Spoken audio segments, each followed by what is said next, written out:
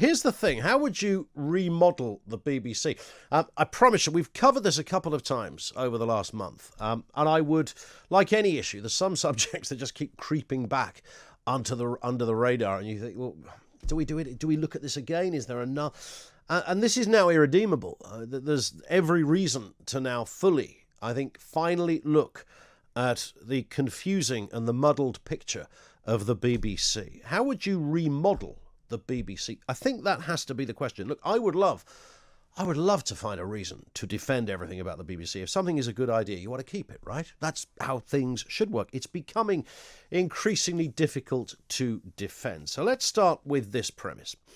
The BBC Charter comes up for renewal in 2027. At the moment, they're scrambling away, trying to save money in all sorts of areas, apart from the areas where you and I look at and think, well, that would be an obvious place to start, wouldn't it? Like an entire TV channel or a radio channel or something. So let's assume the government in 2027 renew their charter for another generation. It's 10 years each time it's renewed. I could fill a switchboard right now with people saying, scrap the licence, that's fine. And by the way, I'd still love to hear from you, 0344 499 1000. But working on the basis that it's not going to be scrapped, what do we do with the BBC?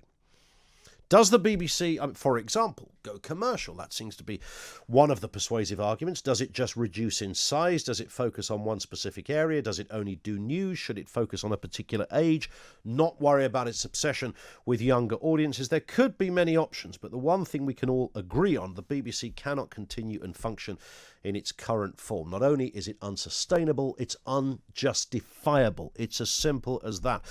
Now, for those who actively and only watch the BBC on a regular basis and listen to the radio output along with the dominating news website, the BBC probably is value for money for you. But there's the problem. Of course, more and more people are choosing different options from more and more choices. So it cannot possibly be right that an organisation that existed when there was no competition at all is still running on the same financial template now that there are multiple options for viewers and listeners. That simply cannot be right. That's a statement of fact, not opinion. Most of the other options, of course, are paid-for options, but you have a choice. It's up to you. The BBC offers no choice. You pay the licence fee or you go to jail. How should we remodel the BBC? 0344 499 1000. Let's get those lines open right now on this. The BBC have got to ask itself some really serious questions. Does it need to be dipping its toes into light entertainment, for example? Should it even be covering major sporting events? In short, does the BBC need to refocus, reevaluate, if you like, its entire purpose? Its annual income, by the way, is about £5 billion. Over £3.5 billion of that comes from the licence fee. Now, that tells us something. The BBC is capable of making money from outside the licence fee income. But what do you do with it going forward? And I've had mostly a love-hate relationship, I think, with the BBC, because you have to divorce sentiment. You have to remove the kind of romantic notion that this is a British institution. And, you know, I understand where that argument comes from, okay? It can be persuasive. I also understand, and we touched on this yesterday with the story about over 75s, the BBC's own making, frankly, over 75s who are no longer going to get free TV licenses. They could do if the BBC wanted to make that happen. They have opted not to make that happen, it seems. There are multifarious ways the BBC could get into line and make itself fit for purpose and relevant for the 21st century. In its current form, it won't do that. Scrapping the odd presenter from your local TV news is not going to touch the sides. Deciding that you're going to morph certain programmes in local radio is not going to touch the sides. Having a little look at what options you could do with daytime TV, like binning the Victoria Derbyshire programme, is not going to touch the sides. Nobody, it appears to me, in the BBC is either capable or has the kahunas to take the bigger step. And the bigger step has to be something seismic. It's got to be philosophically different. At the moment, somebody literally has an abacus at the BBC. We've got to save 125 million there for coronavirus. We've got to save another 250. So what do? We can get rid of... No. That's the problem. The BBC is redoing what it's always done, and that is talking to itself. And if you carry on down that avenue, you will end up with not so much egg on your face, but an array of embarrassing omelettes, frankly. This is just going to end in a lot of tears, because if they don't reform themselves, somebody will do it for them. It's as simple as that. So working on the basis that we're not getting rid of the BBC, because I think that charter will be renewed, one assumes it will come with caveats, whatever they happen to be. I think last time somebody mentioned this to us yesterday, when George Osborne, I think, would have been 2017. Was Osborne he just about walked away, wouldn't he, at that point, 2017? He was gone, 2015. So after the referendum, 2016. I'll get there in the end.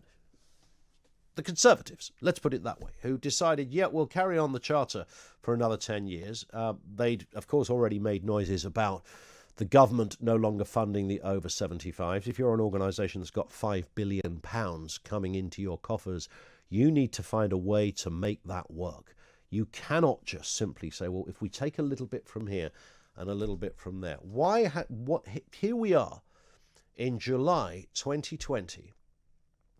They've been discussing this they've been discussing the wider issue of the TV licence forever, but in very serious tones.